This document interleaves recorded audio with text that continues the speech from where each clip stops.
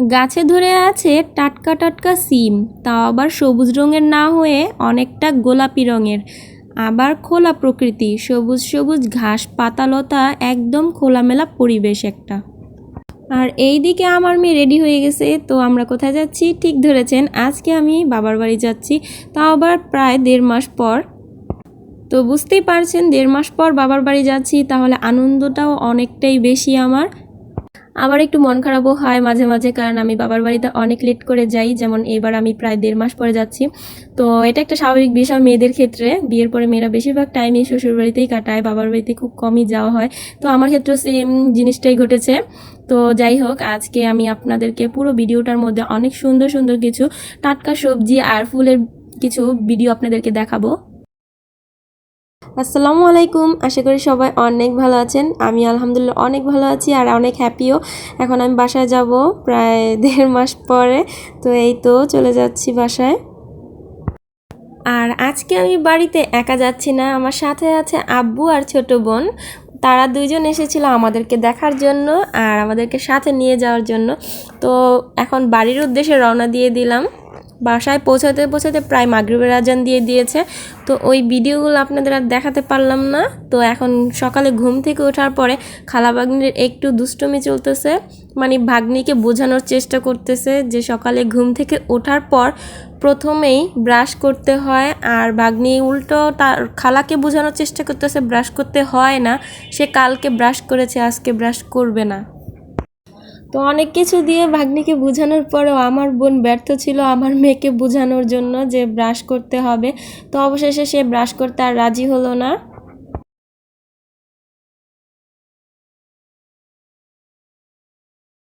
আমার দুষ্ট ছানাটার একটা অভ্যেস, ওর কিছু খুঁজে না পেলে ইঁদুরের দোষ দিয়ে দেয়। ইঁদুর নাকি ওর ব্রাশ নিয়ে গেছে। তো এখন খালা ভাগ্নি সুন্দর রেডি হয়ে গেল আর সকাল সকাল আমরা এখন ছাদে চলে যাব। শীতের সকালে ছাদের গাছপালাগুলো অনেক সুন্দর হয় দেখতে। আর এখন সকাল না বললেও চলবে, কারণ এখন প্রায় 11টা বেজে গেছে।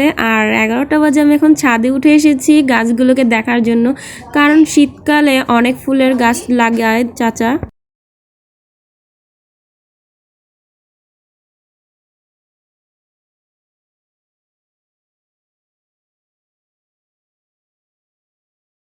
আর সব থেকে ইন্টারেস্টিং বিষয় হচ্ছে বাপ চাচাদের বাড়িতে আসলে সকালে ঘুম থেকে উঠে কি নাস্তা রেডি করব সেই টেনশনটা আর থাকে না, যেই টেনশনটা থাকে শ্বশুর বাড়িতে থাকলে। যাই হোক, আর এখানে আসার পরে আমার কাছে অনেক বেশি ভালো লাগে, কারণ বাবার বাড়িতে আসলে সব আপন মানুষগুলোকে চোখের সামনে দেখতে পাই আর অনেকগুলো গল্প করি।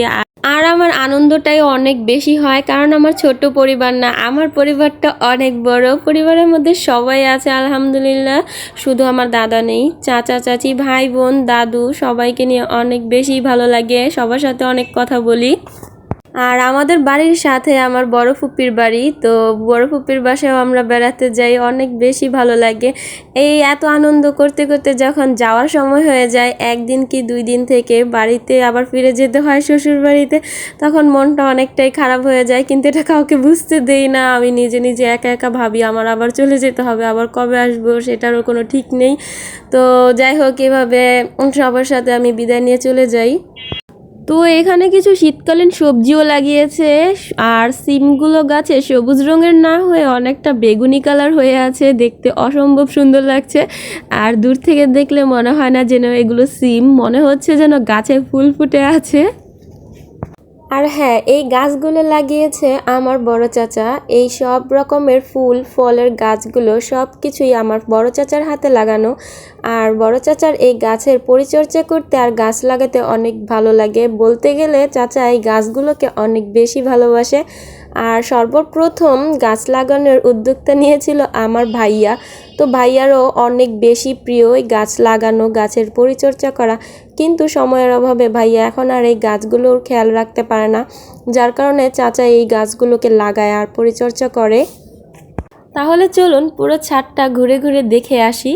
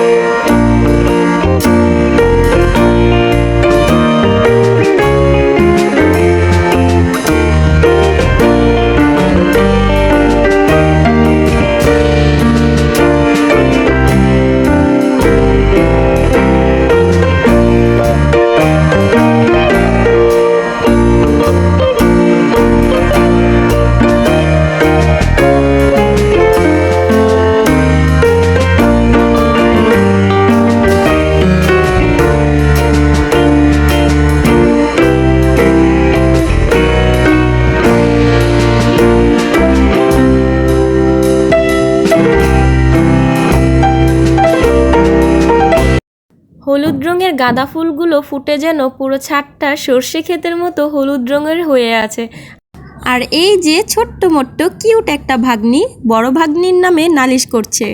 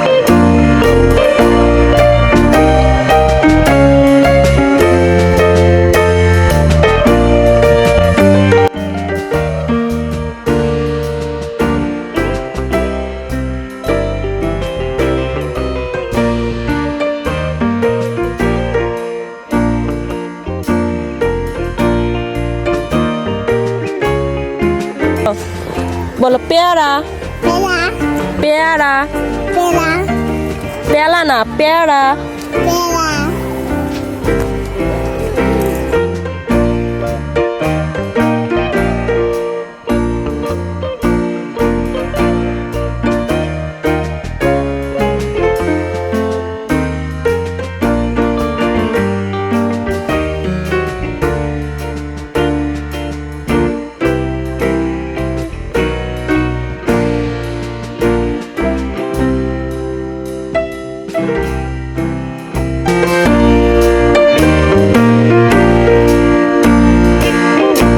কামরাঙ্গা গাছটা এতটাই ছোট যে আমার মেয়ে হাত বাড়ানোর সাথে সাথেই কামরাঙ্গা ছিঁড়তে পেরেছে।